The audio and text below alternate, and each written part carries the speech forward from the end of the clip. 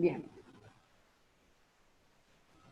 Bueno, entonces les decía esto. Justamente Lewis observó que estos gases que son nobles o inertes tienen una configuración de capa completa, ¿sí? Y acá va a surgir la teoría, ¿sí?, del enlace por pares de electrones, completando la regla del octeto, ¿sí? ¿Qué nos dice esto? En realidad, no se preocupen que cuando lo empecemos a analizar es bastante sencillo, sino que ahora les estoy mostrando un poco la teoría nada más, que todos los átomos diferentes al de hidrógeno, y ya vamos a ver por qué, forman enlaces intentando, digamos, rodearse de 8 electrones. ¿Por qué? Porque cuando se rodean de 8 electrones, ¿sí?, quedan con una configuración de capa completa. Y eso les otorga una gran energía, ¿sí? A ver, eso no les entrega energía, sino que los estabiliza. Disminuyen su energía porque se estabilizan desde el punto de vista energético cuando se rodean de 8 electrones. Porque siempre, recuerden la tabla periódica, siempre intentan parecerse a los gases nobles. ¿Por qué el hidrógeno no cumple esta cuestión de los 8 electrones? Porque el hidrógeno se va a parecer a su gas noble más cercano, que es el helio, y el helio tiene 2 electrones. Entonces el hidrógeno siempre se va a rodear de 2 electrones y nada más. Nunca va a cumplir el octeto, pero en realidad sí cumple con la regla de parecerse al gas noble más cercano. ¿Se entiende?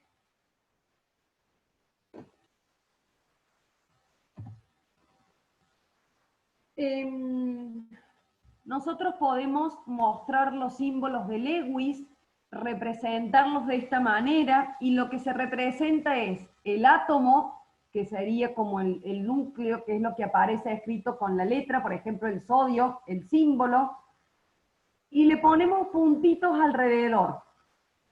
¿Cuántos puntitos? El número de electrones de valencia que tenga esa especie. Si ustedes van a la tabla, el sodio es del grupo 1, ¿sí? Como es del grupo 1, el sodio tiene un electrón de valencia. ¿Estamos? Y yo me olvidé de decirles, pero para las próximas clases ténganse la tabla periódica a mano para que puedan ir haciendo este análisis, ¿sí? Por ejemplo, el magnesio, si ustedes lo buscan en la tabla, es del grupo 2. Entonces tiene 2 electrones de valencia y ahí aparecen los 2 puntitos. El silicio es del grupo 14, tiene 4 electrones de valencia y así sucesivamente, ¿sí? Estos serían los símbolos de Lewis.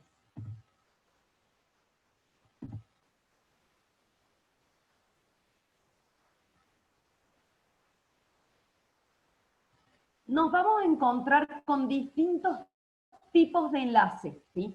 Y es lo primero que nosotros vamos a analizar.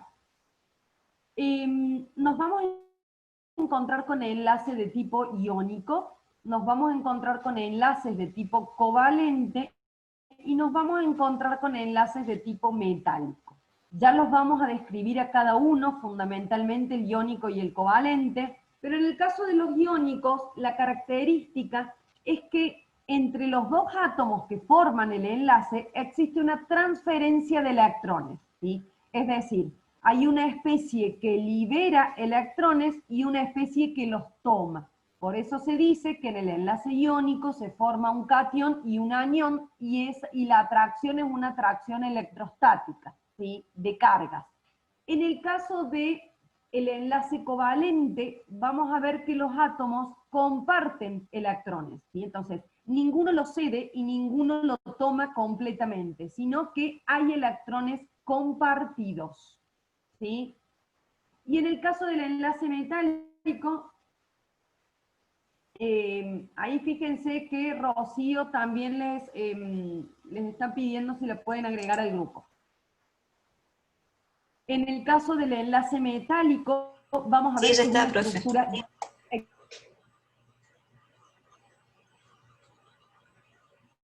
La estructura es un poco diferente porque vamos a ver que están todos los cationes metálicos con un mar de electrones que giran alrededor.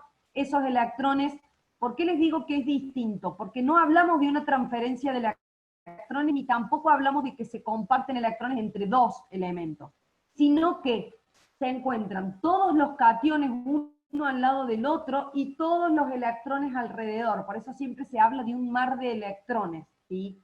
Es una estructura distinta y esto también le va a dar propiedades distintas. Por ejemplo, por eso los metales son tan buenos conductores. Ya lo vamos a ver un poquito más adelante, ¿sí? Pero fíjense cómo el tipo de enlace que tengamos nos va a dar idea de las propiedades de la materia, ¿sí? ¿Por qué los metales son buenos conductores? Bueno, tiene que ver con la estructura que tiene su enlace metálico, ¿sí? Bueno, en realidad acá no sé si no me faltó algo, sí. Bueno, esta es la misma clasificación que vimos recién, sino que después le vamos a completar con algunas características. Acá viene algo sumamente importante. ¿Cómo reconocemos el tipo de enlace que tenemos en una estructura? Con respecto al enlace metálico, siempre que tengamos unión entre, digamos, metales, vamos a tener un enlace metálico. Por ejemplo, si yo tengo sodio, ¿sí? Sodio solo, ¿sí? El sodio es un metal, entonces el sodio como metal, ¿qué tipo de enlace va a tener? Y va a ser metálico. Si yo tengo aluminio, bueno, el aluminio es, no, está bien, el aluminio, si yo tengo magnesio sólido, si yo tengo cobre, cuidado que el cobre es un metal de transición, pero es un enlace de tipo metálico, ¿sí? Vamos a ver cómo identificamos en un enlace o cómo diferenciamos un enlace iónico de uno covalente. Y acá vamos a tener que analizar la energía de ionización, ¿sí? No, perdón, no la energía de ionización, la electronegatividad. Lo que pasa es que la electronegatividad va a estar dada. Vamos a analizar qué pasa con la energía de ionización, qué pasa con las afinidades electrónicas, y eso nos va a dar idea de qué está sucediendo con la electronegatividad. ¿Se acuerdan? Bueno, no sé cómo lo vieron, pero ¿se acuerdan cuando definimos distintas características que vimos? ¿Qué era la energía de ionización? ¿Qué era la afinidad electrónica? ¿Y qué era la electronegatividad? Yo en su momento les comentaba que la afinidad electrónica y la electronegatividad son muy parecidas, pero la electronegatividad se aplica cuando analizamos un enlace. ¿Estamos?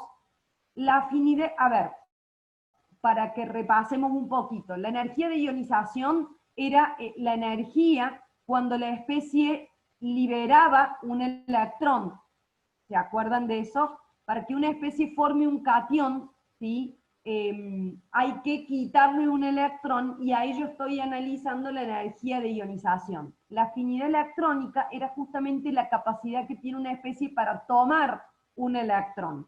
¿Se acuerdan de eso hasta ahí? ¿Sí? Cuando hablamos de electronegatividad, eh, cuando hablamos de electronegatividad, hablamos de la capacidad de atraer los electrones, pero cuando se ha formado un enlace. Por eso es que la electronegatividad se aplica cuando hablamos de enlace. Nosotros al dato de la electronegatividad lo tenemos en la tabla, pero igualmente, aunque no tengamos el valor puntual, nosotros sabemos cómo varía la electronegatividad a lo largo de la tabla periódica, ¿sí? A medida que tengamos que la electronegatividad sea mayor, vamos a estar en presencia de un enlace de tipo iónico. Y cuando tenemos dos elementos que tienen una electronegatividad parecida, vamos a estar hablando de un enlace covalente. A ver, vuelvo a explicar esto.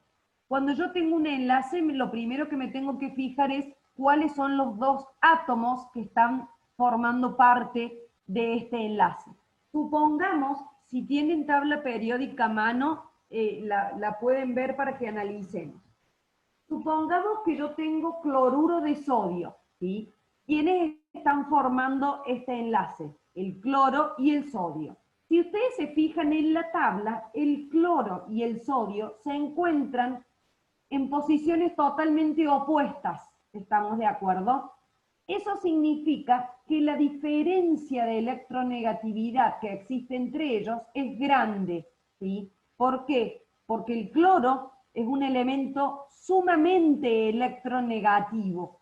El sodio, al contrario, es muy poco electronegativo porque tiene tendencia a liberarlos a los electrones.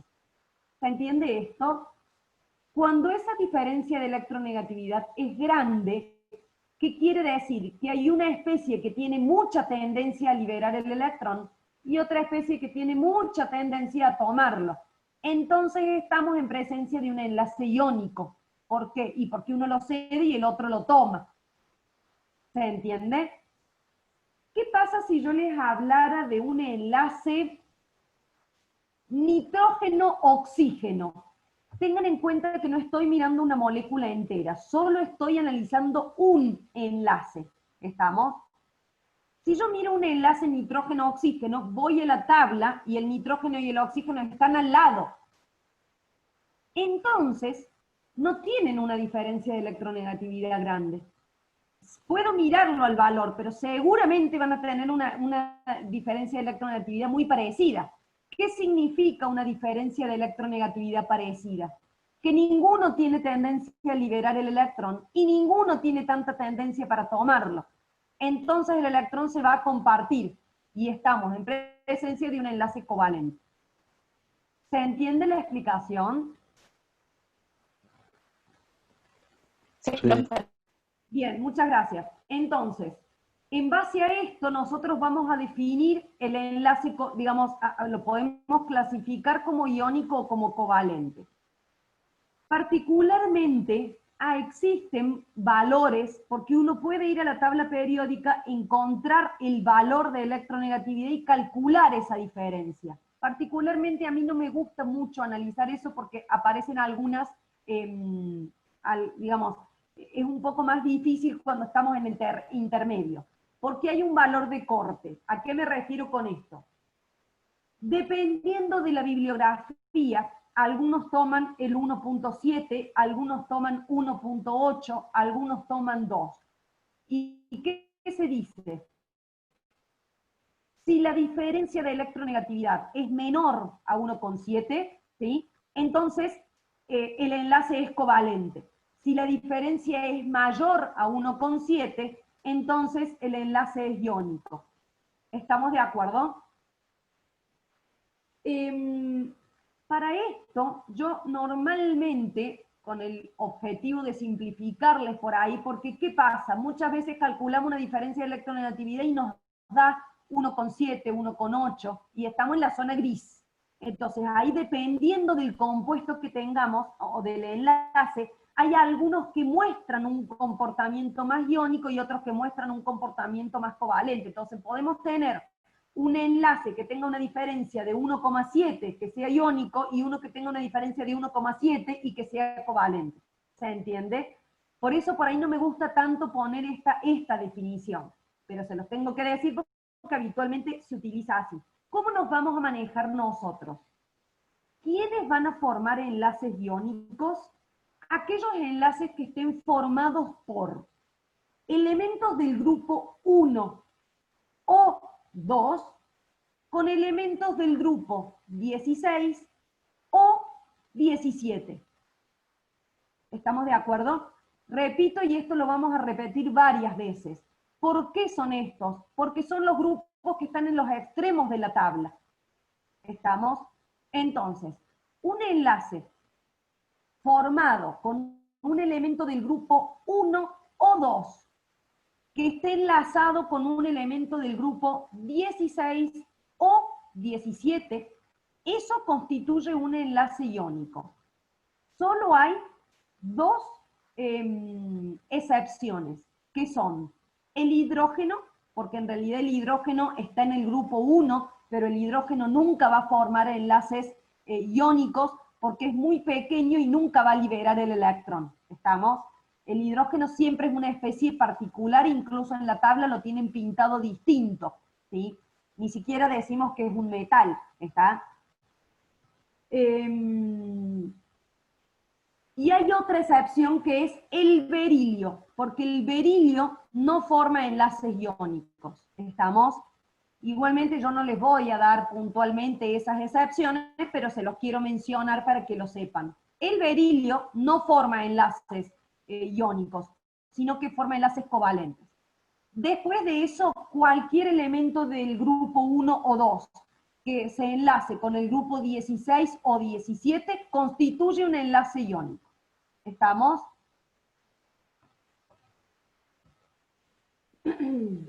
Bien. ¿Había alguna duda, pregunta? Profe, le dejé un chat, no sé si lo leí yo. A ver, espérate. Ay, sí lo vi, sino que vi que era en privado, por eso no lo quise socializar. Sí, no hay problema, ya te vi, ya te puse el presente, ¿sí? Profe, los del enlace covalente, dijo el grupo. No, enlace iónico. Claro. Para enlace iónico es grupo 1 y 2 con 16, 17. ¿Por qué iónico? Porque son los extremos de la tabla y ahí hay una gran diferencia de electronegatividad. ¿Estamos?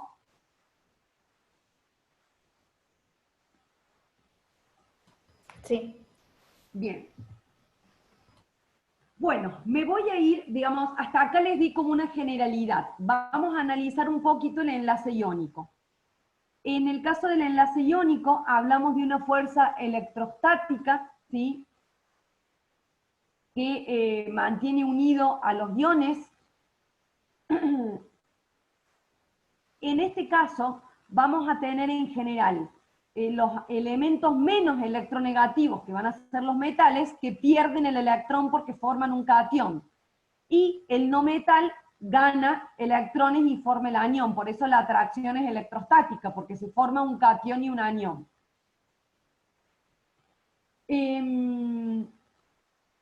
A esto lo podemos relacionar con la energía de ionización y la afinidad electrónica, como les decía al principio. Los cationes, ¿sí?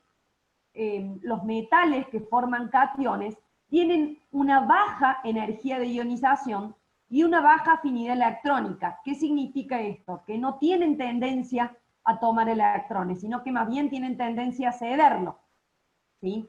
Por eso forman el cation. Y los no metales, digamos, la situación es al revés. Tienen una alta energía de ionización, pero también tienen una alta afinidad electrónica. ¿Qué quiere decir esto? Que tienen tendencia a tomar electrones y no a cederlos. ¿Estamos de acuerdo? Entonces, por eso, cuando se da la unión entre estos, uno libera electrones y el otro toma los electrones.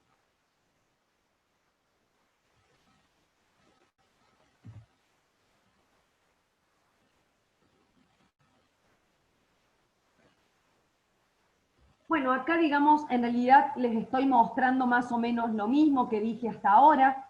Ahí, si ustedes se fijan, se observa el cation y el anión.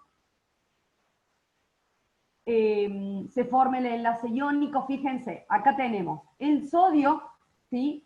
Que tiene un electrón de valencia. El cloro, que tiene 7 electrones de valencia. Entonces, ¿qué es lo que ocurre en este caso? El sodio libera ese electrón que lo va a tomar el cloro. ¿Estamos? Ahora ambos quedan con una configuración de capa completa, de capa llena, ¿sí? Si uno, bueno, acá abajo hay otro ejemplo, igual, fíjense que el sodio y el cloro, este es del grupo 1 y este es del grupo 17, entonces el enlace es iónico. Acá tenemos otro ejemplo, acá también, grupo 1 y grupo 17, el flúor y el litio, enlace iónico. ¿Qué sucede en este caso? El litio libera el electrón y el flúor toma un electrón. Si ustedes van a la tabla y quieren calcular la diferencia de electronegatividad, van a ver que les da una diferencia de 3. Es mayor de 1,7, entonces ese enlace es iónico. Igualmente nosotros lo vamos a definir no tanto con el valor calculado, sino ustedes fíjense, si es grupo 1 y 2 con 16 o 17, es iónico, ¿sí?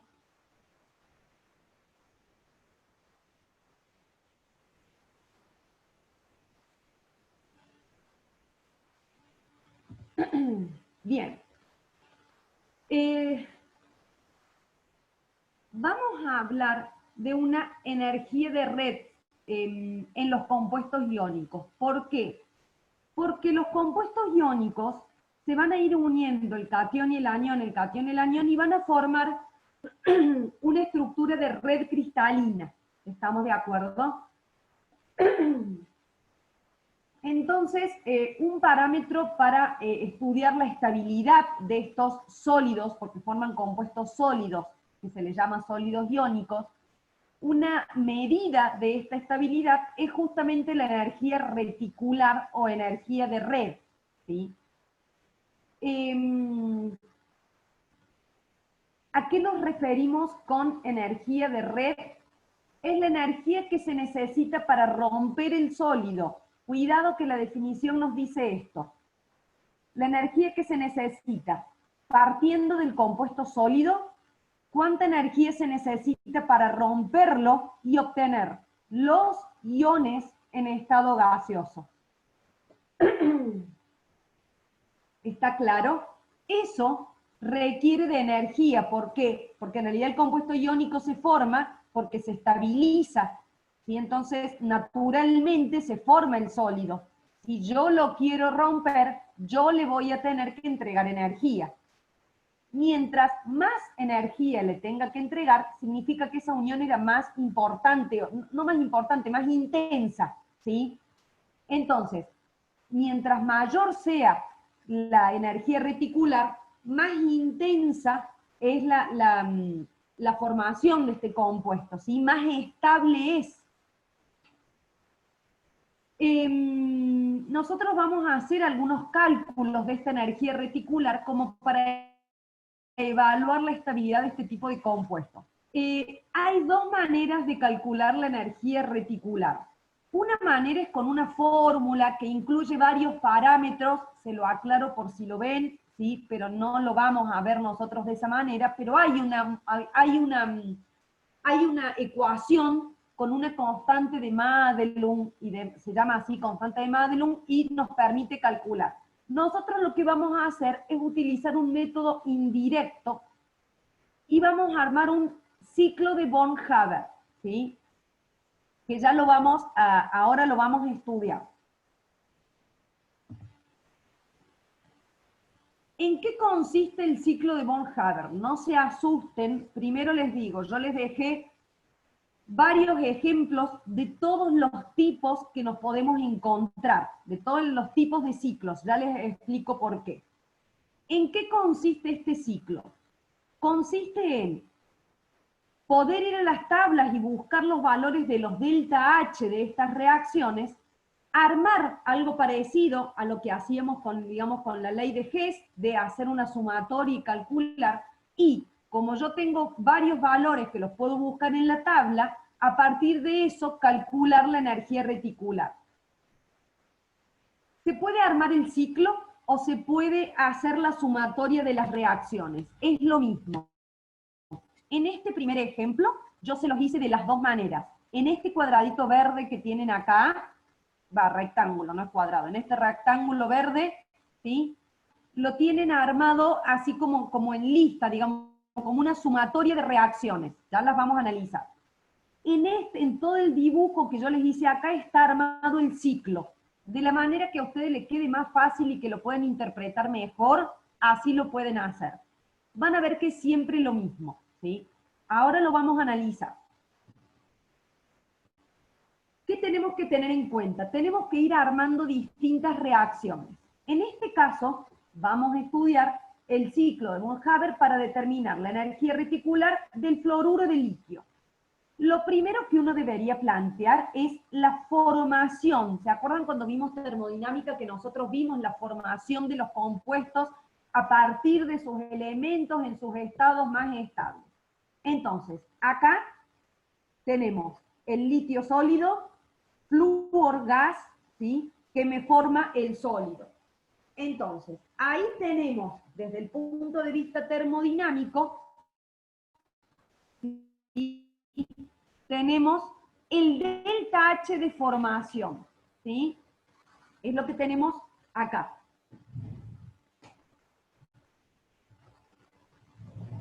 Espérenme un segundo.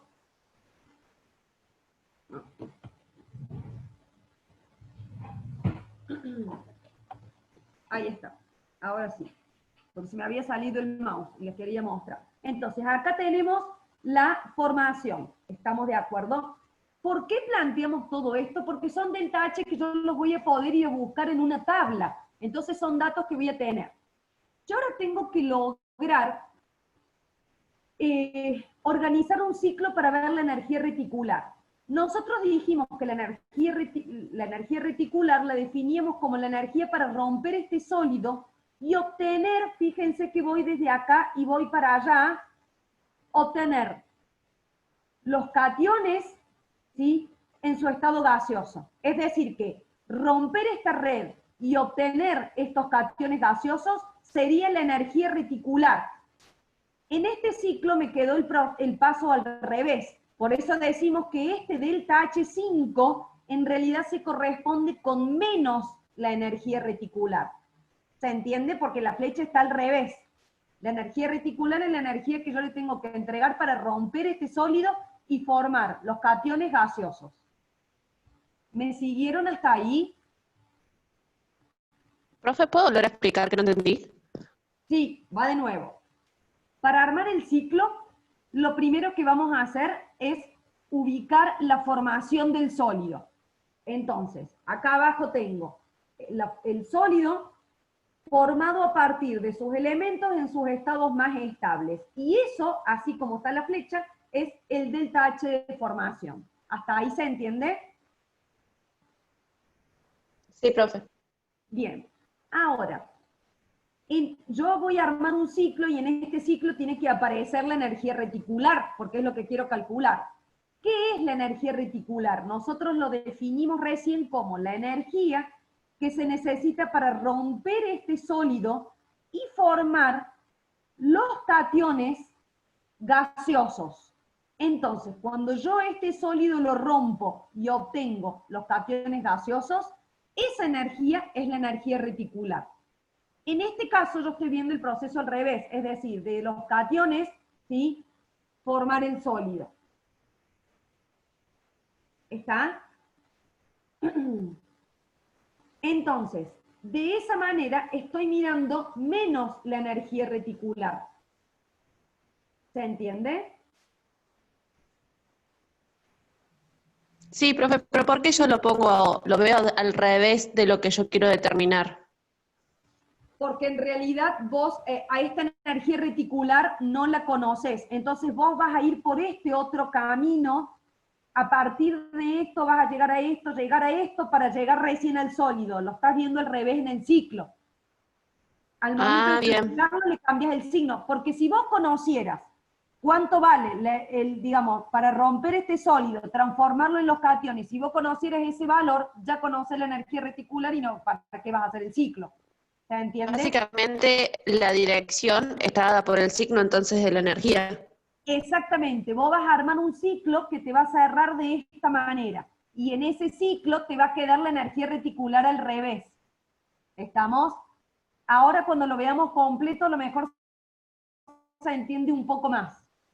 ¿Sí? Entonces, ¿qué es lo que yo voy a tratar de hacer? Yo tengo que relacionar, acá tenemos el delta H de formación a partir de estas especies, pero yo con estas especies tengo que llegar a los cationes gaseosos. Y ahora vamos a ver qué procesos tengo que hacer para llegar a los cationes gaseosos. ¿Estamos?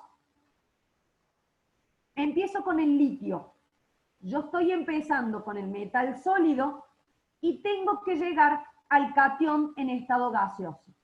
Entonces voy a ir haciendo distintos pasos. En el primer paso tengo una sublimación, es decir, paso del litio sólido al litio gas. ¿Por qué hago esto? Porque yo este valor lo voy a encontrar en una tabla porque es la sublimación del litio. Yo puedo ir a una tabla y buscar ese dato. ¿Estamos? Sigo con el litio. Una vez que tengo el litio gas, ¿ahora qué tengo que hacer? Llegar al litio más. ¿Y qué proceso tengo ahí? La energía de ionización. Cuando el litio libera un electrón, ese proceso se conoce como primera energía de ionización. Entonces, con el litio ya terminé, porque ya cerré el ciclo. ¿Sí? Ahora, ya no tengo en estado gaseoso, pero tengo una molécula entera, necesito tener un átomo solo, ¿sí? ¿Por qué? Profe, se le trabó el audio. Viendo esta, sí, ahí voy, ahí está. Para ver esta última reacción, ¿sí? Necesito tener el anión flúor. Entonces, lo que primero voy a tener que hacer es disociar el enlace. Entonces, a partir de la molécula obtengo el átomo gaseoso y ahí tengo la disociación del flúor. ¿Qué es lo otro que tengo? Ahora, a partir del flúor gaseoso, llegar al flúor menos. ¿Qué proceso tengo involucrado ahí? La primera afinidad electrónica. ¿Estamos?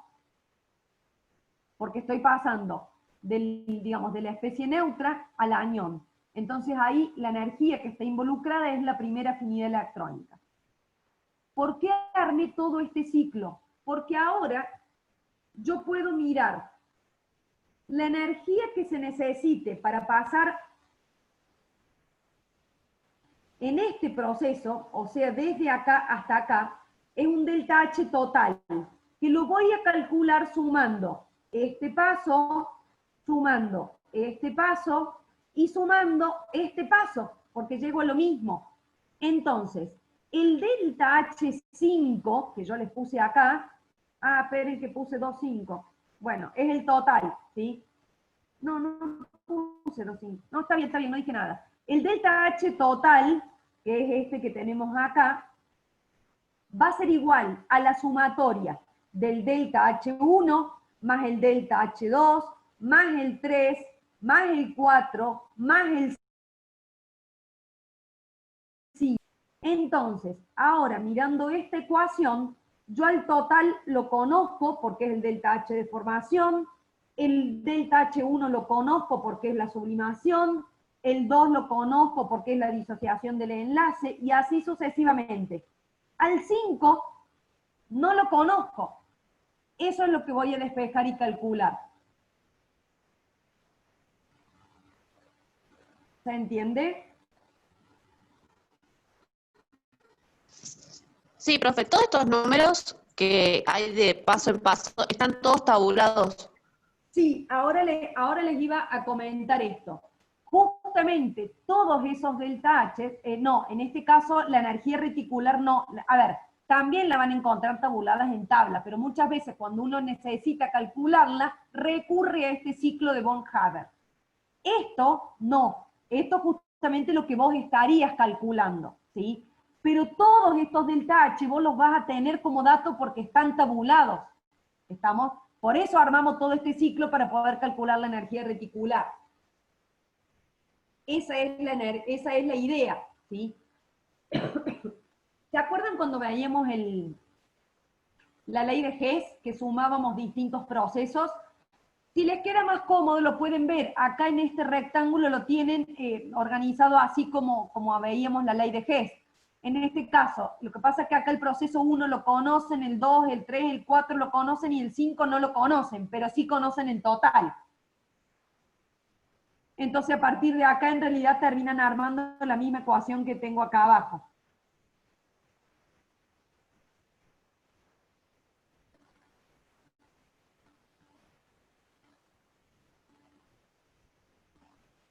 ¿Se entiende?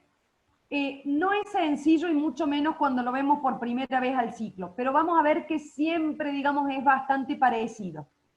Vamos a tener distintos ciclos dependiendo por ahí de la estructura que tenga el sólido. Por eso yo les hice los distintos ejemplos que son los que vamos a ver a continuación. ¿Estamos?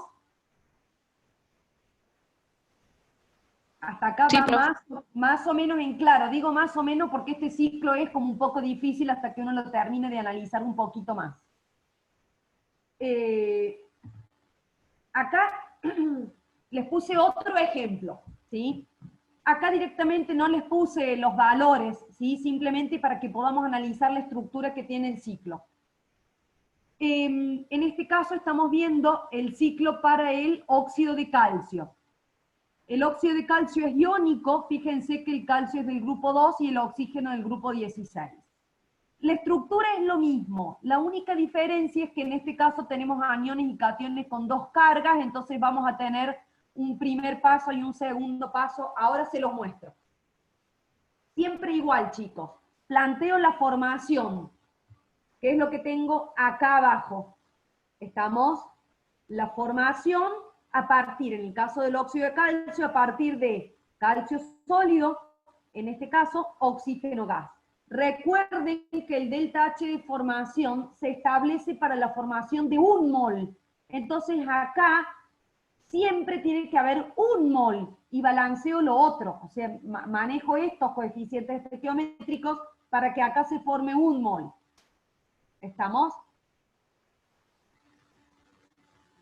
Planteo acá el menos energía reticular. ¿Cómo se va a formar este sólido cuando yo cierre el ciclo? A partir del anión, del oxígeno gaseoso y del catión del calcio gaseoso.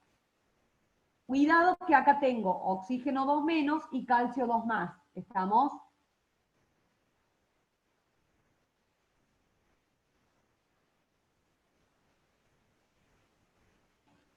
De nuevo voy a plantear todo lo mismo, ¿sí? Entonces, ya lo primero que les conviene plantear es la formación y después ver el tema de la energía reticular. Y ahora veo cómo uno esto con esto. Me voy al calcio. En general, chicos, los pasos van a ser siempre los mismos. Al calcio voy a mirar la sublimación para pasar al calcio gaseoso. Del calcio gaseoso voy a mirar la primera energía de ionización porque llego primero al calcio más, y acá sí hay una diferencia con el anterior. Del calcio más yo tengo que llegar, por eso se lo puse acá con la flechita roja, tengo que llegar al calcio 2 más, y ahí voy a tener la segunda energía de ionización, ¿sí? Me voy al oxígeno, voy a tener la disociación de este medio mol de oxígeno para tener el átomo solo, después voy a tener la primera afinidad electrónica para llegar al oxígeno menos, y acá también voy a tener la segunda afinidad electrónica para llegar al oxígeno 2 menos. Y ahora acá tengo menos la energía reticular. Es lo mismo que analizamos recién, nada más que acá se agregan la segunda energía de ionización y la segunda afinidad electrónica, por eso se lo puse en color. ¿Estamos? Profe, ¿por qué hay dos afinidades electrónicas? Porque vos tenés que llegar desde el oxígeno al oxígeno 2 menos, y acordate que las energías es por cada electrón, entonces yo voy a tener una afinidad para el primer electrón que gane el oxígeno, acá tengo una energía, que es la primera afinidad electrónica. Ese es un proceso. Y el otro proceso va a ser la ganancia del segundo electrón. Ah, claro, sí. ¿Se entiende? Lo mismo pasa con la ionización. Sí. Pero ¿por qué tiene que terminar en oxígeno 2 menos? Porque esa es la definición de la energía reticular. La energía reticular es la energía que vos necesitas para romper el sólido y transformarlo en sus aniones gaseosos. En este sólido, ¿qué catión y qué anión tenés? Esto está formado por el catión 2 más y por el oxígeno 2 menos. Claro, ¿Sí? sí. Ahora Entonces, entiendo. por eso a esto tenés que llegar. Entonces, los pasos son, primero ver cuál es el sólido en cuestión, en este caso el óxido de calcio. Siguiente, armo el delta H de formación. Cuidado que el delta H de formación es a partir de los elementos estables, entonces el calcio acá está como sólido y tengo el oxígeno molecular, porque eso es el delta H de formación definido como la formación